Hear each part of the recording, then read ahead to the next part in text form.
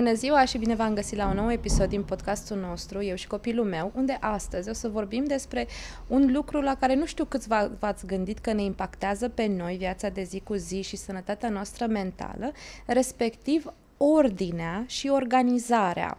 Mai ales mamele de care ne ascultă sigur empatizează cu acest subiect și alături de mine am adus-o pe Mădălina Preda, care actualmente este singura expertă cu certificare superioară în ceva ce se numește dezorganizare cronică și care de mai bine de 4 ani de zile și-a luat misiunea de a învăța atât specialiști cât și oameni de zi cu zi și organizații importanța organizării și a planificării și despre acest subiect care încă este foarte nou în România. O să o las pe ea să povestească mai multe.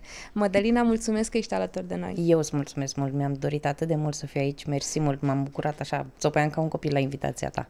Mersi mult! Mă bucur foarte tare că ești aici pentru că am ocazia să punctăm niște lucruri importante, zic eu, dar întrebarea cea mai de bază, zic eu, că ar trebui să fie până la urmă, de ce este importantă organizarea? De ce e important să fim organizați în viața de zi cu zi? Cu ce ne ajută asta pe noi? În primul rând ne ajută la echilibru mental. Realmente, echilibru mental. Organizarea și planificarea sunt parte din funcția executivă a adultului. Mulți dintre noi știm lucrurile astea. Practic, ce facem noi de zi cu zi? Cât de funcționali suntem noi în fiecare aspect al vieții noastre. Iar organizarea, planificarea, împreună cu gestionarea timpului, fac casă foarte bună și ne ajută efectiv să operăm. Ne ajută să nu întârziem atunci când avem de ajuns undeva. Ne ajută să avem toate lucrușoarele în ghiozdan, să ne asigurăm că avem tot ce ne trebuie pentru ziua respectivă la școală. Ne ajută, nu știu, să scăpăm de stres, de nervi în momentul în care venim acasă și descoperim că nu mai este de mâncare sau, nu știu, vasele poate nu au fost spălate, paturile nu sunt făcute, știi? Pornim de la lucrușoare din astea foarte mici în casă, când poate nu-ți găsești cheile sau nu găsești căciula sau cea de-a doua mănușă a copilului, știi? Deci pornim de la lucruri atât de mărunte și ajungem la performanță academică, ajungem la performanță profesională, la măriri de salariu, efectiv la funcționarea individului în societate într-un cadru profesional, iar apoi și în cadru personal. Cadrul nostru social este impactat foarte mult de aceste 3 aspecte, organizare, planificare și modul în care percepem și gestionăm timpul. Și la urma urmei totul se reduce la calitatea vieții. Deci tu vrei să spui că noi, oamenii, ca ființe sociale, avem nevoie de structură și de programe și de procese ca să fim echilibrați. Nu vorbim despre același lucru?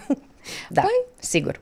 Da, dar mi se pare important să punctăm exact lucrurile astea, pentru că sunt oameni, mulți, care sunt persoane publice sau persoane cu influență, care spun că ei trăiesc din haos. Foarte mulți trăim din haos, să știi, fiindcă nu am fost învățați altfel. Dar, uite, dacă ar fi să luăm un pic modul în care un copil începe și achiziționează informații, un bebeluș, da? Cum învață copilul? În niciun caz din haos. Modul în care noi achiziționăm informație se face structurat, întotdeauna etapizat, organizat. Da? Fie că învățăm să mergem, fie că învățăm să mâncăm. Vorbim despre etape, vorbim despre repetiție, vorbim despre structură și mai vorbim despre un lucru foarte important, predictibilitate. Lucrurile astea se vor întâmpla acolo și mâine. Asta este modul natural în care creierul nostru funcționează, cel puțin atâta cât este înțelegerea mea și educația pe care eu am primit-o până în momentul ăsta. Poate lucrurile se mai schimbă, Dumnezeu știe și nu știu, poate în 10 ani se descoperă că vezi, Doamne, haosul este ceva fantastic, mișcarea browniană e wow, da? Și că toți ar trebui să ne conducem după asta, dar deocamdată ultimele studii, cele mai recente, arată un pic diferit. Faptul că noi prosperăm în momentul în care suntem în cadrul unei structuri pe care o cunoaștem. Și aici putem să vorbim despre un cadru social, acestea sunt limitele. Limitele clasei, limitele grupei, acestea sunt limitele comportamentului social, limitele acceptabile ale comportamentului social. Poți să te gândești la un cadru spațial. Până aici este zona de învățat, de aici începe zona de, nu știu, de joc. Aici este bucătăria, aici este baia, vom face acțiuni diferite în cele 2 unități de spațiu, da? Deci, efectiv, toată lumea funcționează pe structură, nu este, there's no way around it, nu ai cum să eviți, știi? Chiar și cele mai haotice persoane, iar de obicei asta este asociată, acest, nu știu, haotic este asociat cu creativitatea, chiar și cele mai haotice persoane au nevoie de structură și merg pe baza unei structuri. Dar Poate nu observăm, dar așa funcționăm.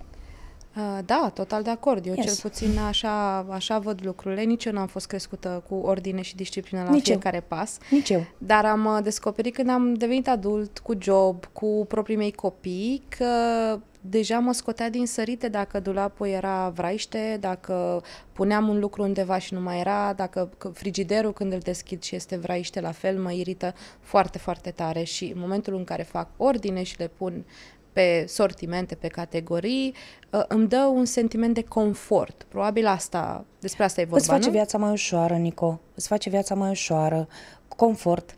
Încă ceva foarte important ce începe cu control. Control, foarte important. Și acum să nu spuneți că nu ne referim la control freak, da? Sau sunt obsedat de control. Nu. Ne referim la partea aceea foarte frumoasă. Eu nu prea știu cum să o traduc în română. Împuternicire.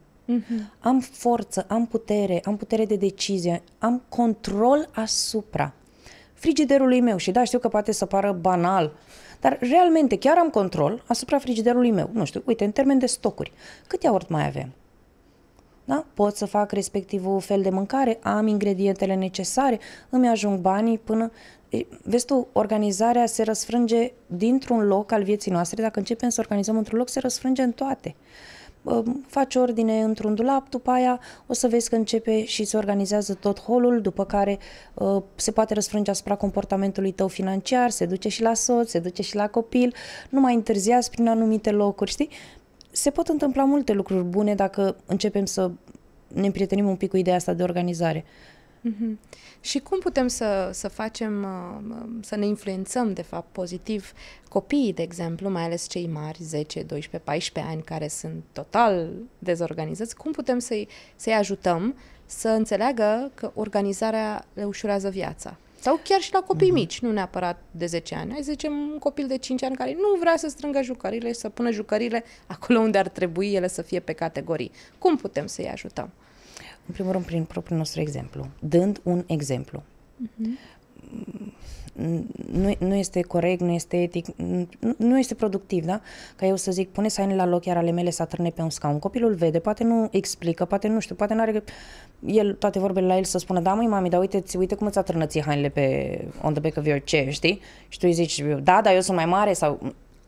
Nu există. În primul rând, prin propriul nostru exemplu. Da? În momentul în care copilul o să te vadă pe tine că există o secvențialitate de acțiuni. După ce mami vine de la muncă și a scos hainele, toate hainele merg pe umeraj sau, nu știu, unele dintre ele se duc acolo, unele dintre ele se duc acolo. Imediat ai un comportament pe care copilul poate să-l modeleze, pe care tu poți să-l dai exemplu. Decât să stai să-i explici, dragă, după ce tu faci aia, vreau să faci aia și aia, mai degrabă arată-i. Prin cine? De la cine se inspiră el cel mai mult? De la tine, first of all, de la tine. Și arată, uite, mami, facem asta. Iar apoi arată-i și lui. Ai spus un lucru foarte important, să pună jucăriile la locul lor. De cele mai multe ori, jucăriile nu au un loc al lor, iar copilul nu-l cunoaște. Nici părintele nu-l cunoaște.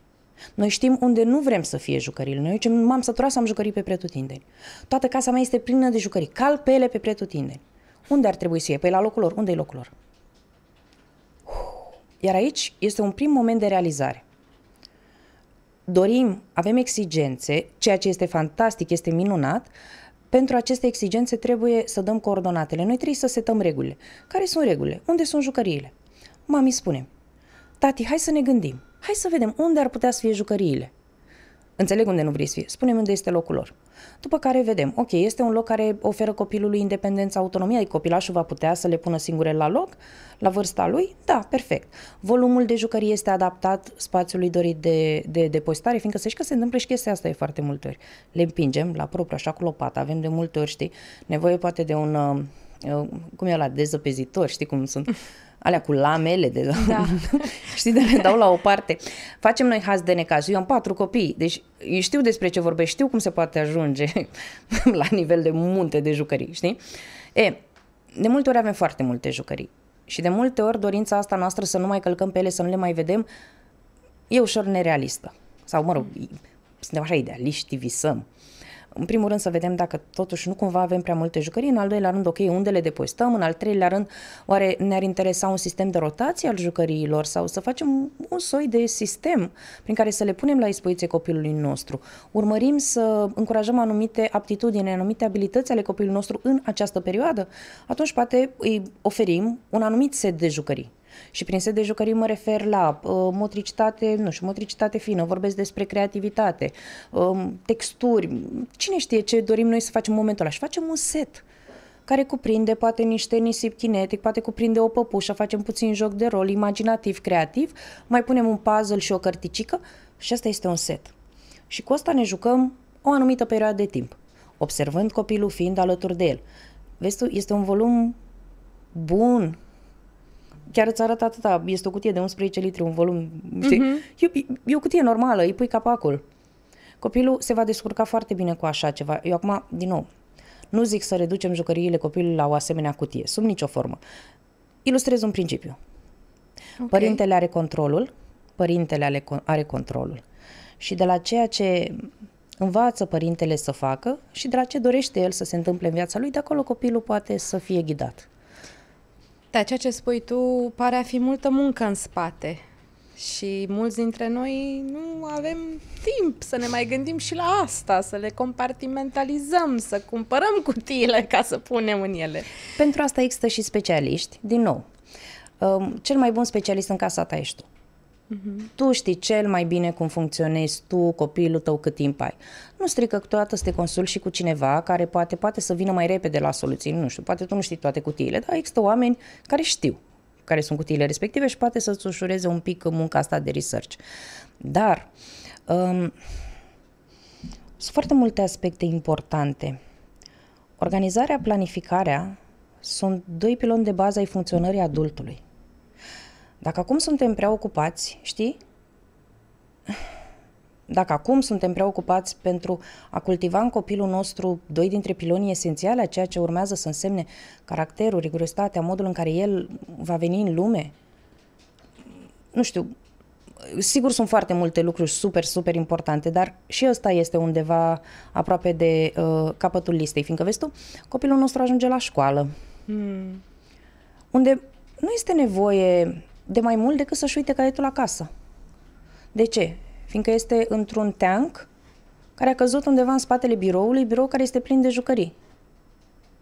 Atât. Și copilul nostru și-a uitat caietul la școală. Și poate este nevoie să minte și poate tu n-ai să afli niciodată, dar poate el minte acolo. Și ce se sădește în el? Dintr-un simplu fapt că a uitat caietul acasă. Știi? Că nu l-a găsit sau poate l-a căutat și nu l-a găsit și acum la școală trebuie să facă un compromis foarte mare pentru el. Mie mi se pare că dacă investim doar un pic în ideea asta de organizare și planificare, gestionarea timpului, cred că o să culegem niște roade foarte consistente și noi în relația cu copilul nostru vom câștiga timp. Vom câștiga timp. Asta este cea mai mare bogăție. Doar prin simplu fapt că suntem... Când încep și organizezi, da, sigur că da. Da. Mama este un pic mai destresată, lucrurile merg toate la locul lor, nu mai stai cu fundul în sus să strângi cine știe ce. Uite, de exemplu, un lucru pe care eu îl predau întotdeauna este faptul că jocul se termină odată pusă jucăria la loc încă stai. Asta ce înseamnă? Includem ordinea pusul jucăriilor la loc. Da? Rutina de skincare, mami, se termină în momentul în care ți-ai pus la loc crema. Nu-i așa? Așa. Așa e, da. Așa e. Și atunci la copil de ce s-ar termina jocul cu jucăriile pe covor? Să nu mai vezi podea de ele. Nu? Da, corect. Ok. Și câștigi timp. Da. Foarte mult timp. Și chestia asta nu ți-o dă nimeni înapoi. Timpul copilul tău, pe care apoi poți să-l investești cu totul altfel. Așa ai ajuns și tu la ceea ce faci acum, că totuși ce practici tu și ce înveți pe alții este foarte, foarte nou, adică nici eu nu am auzit de asta până nu am văzut un filmuleț de-al tău pe Instagram, cred că anul trecut. Nu știu, trebuie să știi. Așa am dat peste asta. Mentorul meu, o doamnă, în 72 în America profesa. În 1972, deci acolo deja era o profesie. Este foarte, foarte nou pentru Europa de Est și clar pentru România, da. Dar în străinătate este cu mult mai mult decât o industrie. Serviciile de organizare, de exemplu, să știi că sunt decontate de asigurări în multe state ale lumii, deoarece sunt incluse în programe de echilibru și sănătate mentală. În programe naționale, anumite categorii vulnerabile, seniori, anumite categorii beneficiază de asigurări de stat, servicii de organizare pe baza asigurărilor de stat. Mai avem noi până acolo, dar vom ajunge acolo. Dar îți arăt un pic faptul că organizarea este recunoscută ca fiind extraordinar de importantă și că sporește semnificativ calitatea vieților oamenilor. M-ai întrebat cum am început, scuză-mă. Da, Zi-mi exact. Dacă vrei să mă întrebi altceva, că eu vorbesc mult. Nu. Asta voiam să știu, pentru că înțeleg foarte bine appeal-ul unui asemenea subiect, că și eu sunt oarecum practician într-un domeniu care nu este foarte vechi în România, nu vorbesc de podcast, dar acum eram curioasă să știu că totuși ce faci tu este inovativ și totuși ajungi și am văzut și oricine te caută pe internet găsește informații despre faptul că te duci la organizații, la companii și le înveți despre organizare. Da. Și sunt curioasă în ce aspecte îi înveți partea asta, pe angajați sau pe procesele mari, procesele micro? Deocamdată doar angajați. Suntem încă foarte, foarte la început. Este multă muncă, Nico, să prezint, așa cum prezint acum, avantajele organizării.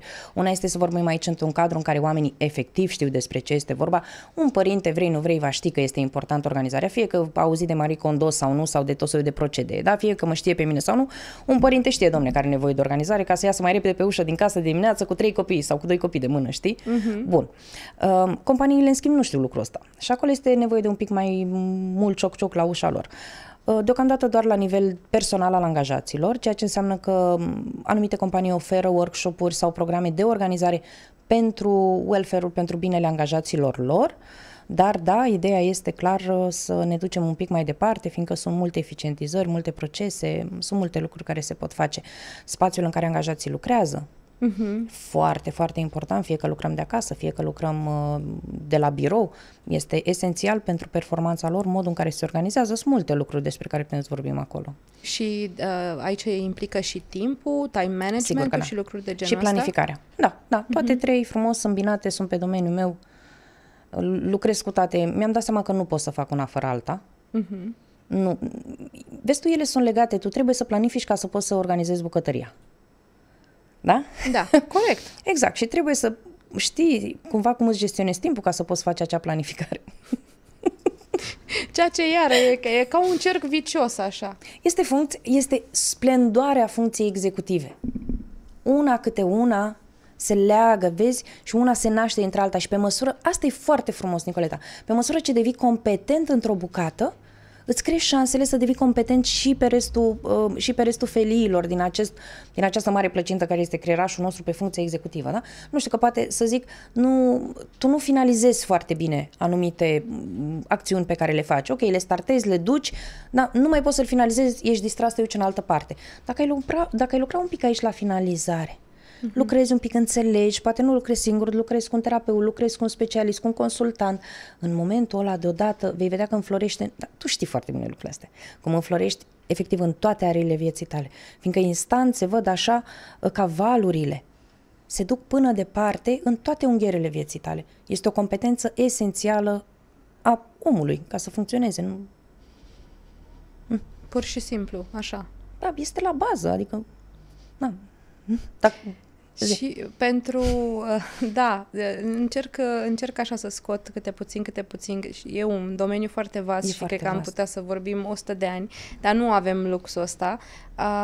Acum, pentru cei care ne ascultă și ne urmăresc și care sunt super, super noi în ce înseamnă organizare și urăsc compartimentalizările și planificările și procesele, dar totuși au și ei nevoie să iasă la timp pe ușă și au copii mici pe care trebuie să îi scoată la timp, să-i ducă în grădinițe și în școli. Care ar fi cele mai simple nu știu, 3-5 lucruri pe care putem să le facem acasă, zi de zi, care să nu reprezinte niciun stres pentru noi ca adulți, nici să nu fie ca o pedeapsă pentru copii, adică să fluidizeze, să armonizeze și să devină și un obicei.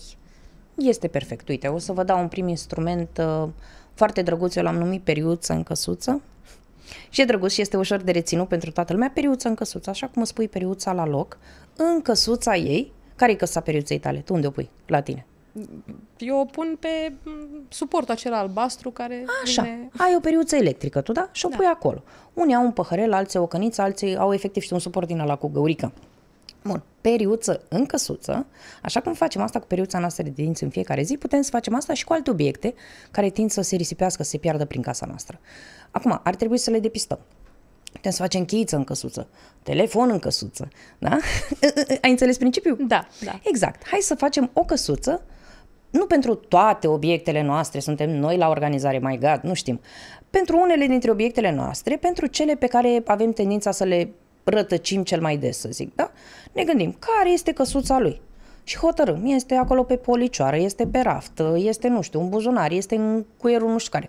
Comunicăm această decizie întregului consiliu familial și dacă sunt mai mulți utilizatori, toată lumea convine să pună periuță în căsuță. Cheile la locul lor, telefonul acolo, nu știu. De asta ne găsim încărcătorul, lumea aleargă după încărcătoare prin casă, ohoho. Un lucru atât de simplu, telefon, încărcător unde? Lângă priza aia sau un coșulețul nu știu care. Asta este primul pas, nu uitați, periuță în căsuță, cu obiectele care tind să dispară. Al doilea pas, că n-am venit degeaba aici cu frumusețea asta, asta este un soi de cronometru. Este un prieten foarte bun al nostru, care ne arată timpul scurs. Să spunem, de exemplu, că avem un copilaj de 5 ani, eu am, pe care îl apucă toate ideile dis de dimineață când mai are maxim 15 minute înainte să plece la grădiniță. Și astăzi cred că mai avea 5 minute înainte să iasă din casă și era încă în fundulețul gol. Și era, Dumnezeule mare Constantin, ce faci acolo? Ce se întâmplase, Nicoleta? Era că eu împachetasem ceasul ăsta să-l aduc la tine astăzi și nu îl pusesem. Și el nu-și vedea timpul și era, mami, nu... Aoleu, i-am luat trigger-ul vizual. Era... Da, exact. Avem aici un trigger vizual. Majoritatea dintre noi și noi adulții, noi nu vizualizăm timpul. Nu-l vizualizăm. Zicem, las că ies eu din... Așteaptă-mă că ies din baie în 2 minute. Nu. Na, 7, 9, stai chill. Ok. Asta este o idee foarte bună, să ne vedem timpul și atunci când facem rapoarte și nu știu, când trebuie dar asta e foarte mult pentru copil. Vezi, ceasul este foarte mare, roșu e o culoare care îți atrage atenția și el nu trebuie neapărat să știe să citească un ceas, el trebuie doar să știe că în momentul în care felia asta se apropie, felia e foarte, foarte mică, el e foarte, foarte aproape să finalizeze acțiunea pe care o face. Că este joc, că sunt teme, că este citit, că este masă, orice, da?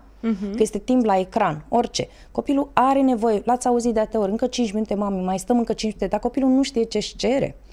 El nu știe că sunt 5 minute. Noi, oameni mari, nu știm că sunt 5 minute. Dacă noi două acum închidem ochii și zicem, hai să deschidem în 5 minute. Nu prea știi când sunt 5 minute dacă n-ai niciun reper. Bun, asta este a doua. Primul lucru, periuță în căsuță. Al doilea lucru, hai să găsim un mod în care să ne vedem timpul. Poate nu este un cronometru de genul ăsta, poate pur și simplu sunt ceasuri puse pe perete. Da? Ne ajută. Un ceas de 9 lei pe perete arată bine. Sau o alarmă pe telefon, de exemplu? Funcționează și asta, da. Sigur că da, funcționează atâta vreme cât nu ești, dacă nu stai mereu pe notificări. Eu mă îndepărtez de multe ori de telefon, dar realmente este cu noi pe pretutindeni. Nu alarmă, da, funcționează, e foarte bună. Altceva ce mai avem aici sunt un soi de etichete mari, generoase, pentru copii. Ia-ți pantaloni, ia-ți tricou. Copilul trebuie să știe de unde. Poate copilul nu citește și atunci sunt foarte bune imaginile. Că tot vorbeam noi mai devreme de locul obiectelor, unde se pun mașinuțele, unde se pun jucăriile de exterior. Și ajută foarte mult să creăm niște repere vizuale în casă, nu doar copiilor, dar și celorlalți. Mamă, unde sunt bateriile, știi? Că se mai întâmplă chestiile astea. Unde le-ai pus? Și o să vedeți că încet, încet, pornind de la strategii de genul ăsta, cum am vorbit acum, să dăm o casă, să ne vedem timpul, să marcăm casa respectivă ca să știm ce avem acolo și să păstrăm locurile, să vezi că încet, încet se imprimă o siguranță. Și de la siguranța aia încep și îți organizezi medicamentele și de acolo șosetele și de la șosete treci în garderobă și frumos. Tot așa. Pur și simplu. E de la sine, vezi tu, fiindcă este în noi. Noi avem nevoie de ordine, de siguranță. Un mediu aerisit este un mediu pe care creierul îl percepe ca fiind sigur. Este un mediu foarte ușor de citit și de perceput. Un mediu în care sunt foarte mulți stimuli este un mediu alarmant pentru creier. Creierul nu doar că recepționează, el procesează toată informația, ce e acolo, mă împiedic de ceva, ce se întâmplă, sparge asta capul. Vorbim despre mine, creierul meu, știi, el vrea să mă țină în picioare. Da. În cât disconfort sunt eu dacă aș veni într-o cameră plină de tot soiul de lucruri și tu m-ai invitat să stau pe un scaun pe care sunt maldăre de haine. Exagerăm, dar încerc să vă creez o imagine. M-aș uita în toate părțile, aș fi, aoleu, poate calc pe o pisică, dar ce se întâmplă, știi? Creierul ar fi așa. Dar dacă suntem într-o încăpere ca aceasta, totul frumos aerisit. Este un setting foarte clar, îl înțeleg din prima, scaunul tău, scaunul meu, niciun pericol, masa între noi. Da? Sunt foarte relaxată, sunt capabilă să duc această discuție. La fel și copilul. Foarte relaxat, capabil să învețe. Foarte relaxat, capabil să se concentreze pe joc. Foarte relaxat, capabil să te privească în ochi, să ducă o discuție cu tine, să-ți povestească cum a fost azi la școală. Și tu la fel. Nu? Da. Și totul pornește de la o mică organizare. Foarte mică. Super, mulțumesc mult de tot, Mădălina, pentru toate informațiile astea. Cu mare drag. Consider că tot ce ai spus este super, super vital și chiar apreciem mult de tot. Și eu vă mulțumesc. Bun, dragilor, sper că v-a plăcut acest episod. Pe mine m-a învățat destul de multe și cred că și pe voi. Și dacă nu ne-a învățat chiar tot ce a putut Mădălina să zică pentru noi, măcar 3 lucruri știm sigur, că avem nevoie de cum a zis ea, periuță în căsuță, avem nevoie de niște etichete pe care să le punem în locuri special destinate și avem nevoie de un mod prin care să ne vizualizăm timpul. Dacă facem astea 3 lucruri în viața noastră de zi cu zi, o să vedem cum ne destresăm, ne ușurăm și relația cu familia și cu copiii și chiar putem să devenim și productivi la muncă, ceea ce e foarte important. Vă mulțumesc mult că ați urmărit episodul ăsta și ne revedem data viitoare.